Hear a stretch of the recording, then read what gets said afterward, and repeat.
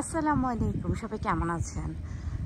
আমরা এই মুহূর্তে আছি নায়াগ্রা ফলস এরিয়াতে এবং নায়াগ্রা ফলস এই এরিয়াতেই আমরা হোটেল বুকিং করেছি। হোটেল না, ঠিক এটা হচ্ছে এন্টায়ার হাউস। আর এই বাসাটায় 4টা রুম আছে। অনেক পুরানো বাড়ি, আসলে অনলাইনে দেখে বোঝা যায়নি যে এতটা পুরানো হবে। বাট 2টা রাতের জন্য যেহেতু আমরা থাকবো, আলহামদুলিল্লাহ। আমরা তো হোটেলে রুম পাচ্ছিলাম না, সেই হিসাবে আমরা যে পেয়ে গেছি একটা থাকার জায়গা, সেটাই অনেক বড় ব্যাপার। আর থাকার জায়গা না পেলে তো আশাই হতো না। এখনও পর্যন্ত আমরা রওনা দিতে পারিনি, সবাই অনেক টায়ার্ড। কারণ কালকে আমরা 10 ঘন্টা জার্নি করেছি গাড়িতে। তো 10 ঘন্টা জার্নি করে আসলেই টায়ার্ড হয়ে যাওয়ারই কথা। তো তারপরেও যে আমরা এসে পৌঁছাইছি আল্লাহর অশেষ মেহেরবানিতে, এটাই হচ্ছে সবচাইতে বড় বিষয়। তো আমরা যে এরিয়াতে আছি আপনাদেরকে একটু ঘুরে দেখাচ্ছি জাস্ট, কারণ খুব বেশি ঘোরা সম্ভব না। আমি হেঁটে হেঁটে আপনাদেরকে একটু দেখাচ্ছি। তো অনেক পুরানো বাড়িগুলো, তো পুরানো বাড়ি, এবং এখানে আমার ধারণা সবগুলো এয়ারবিএনবি। আর রাস্তার 2 ধারে এই যে সুন্দর করে একই রকমের বাড়ি।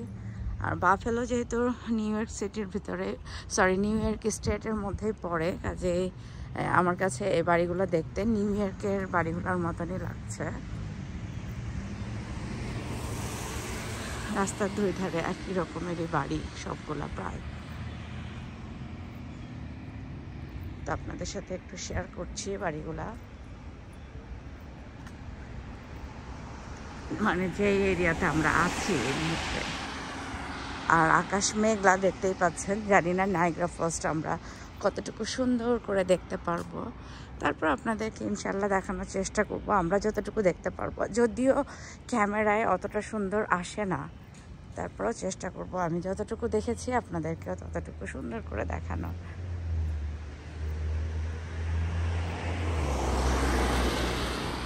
রাস্তা কিন্তু বিজি, সম্ভবত এই সাইডেই নায়াগ্রা ফলস হবে হয়তো, বাট অন্ধকার। দেখছেন যে একদম ওয়েদারটা খুব চেঞ্জ হয়ে যাচ্ছে ড্রামাটিক্যালি।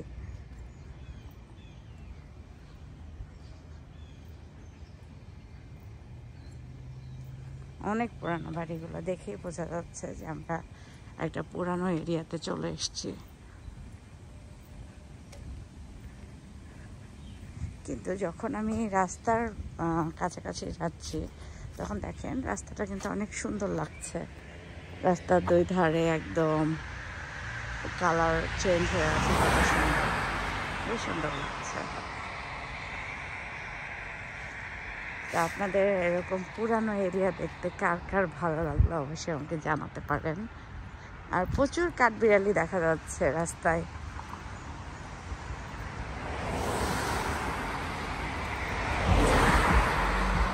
সবাই ভালো থাকবেন, আমাদের জন্য দোয়া করবেন যেন সুস্থ সবলভাবে আমরা পৌঁছাইতে পারি আবার।